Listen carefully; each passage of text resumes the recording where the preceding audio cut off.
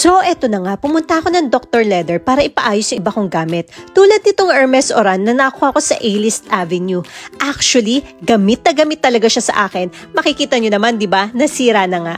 Then, ito yung bag na ibibigay ko kay Mia as birthday gift. And ayan pa yung iba kong gamit. Bali, ang gagawin dito ay cleaning and restoration para naman magmukhang bago ulit. Kita nyo tong Cartier? Super tagal na nito sa akin. Siguro almost 17 to 18 years na talaga. Oh, di ba? Ang bongga.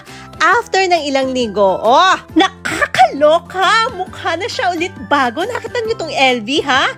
Nakita niyo? Mas dito ako natuwa. Nakita niyo ba tong Cartier? Oh my gosh! Mukha na siyang bago ulit. Alam niyo, hindi masasayang yung value ng pera niyo pag nagpagawa kayo dito sa Dr. Leather. Sinigurado din naman nila na maibabalik sa akin yung gamit ko na mukhang kabibili ko lang. Oh, kita niyo naman yung Hermes Oran na yan. Oh, favorite ko yan, kaya mukhang bago na ulit. Ay, kinilig ako. Pwede na silang irampa ulit. Maraming salamat, Dr. Leather.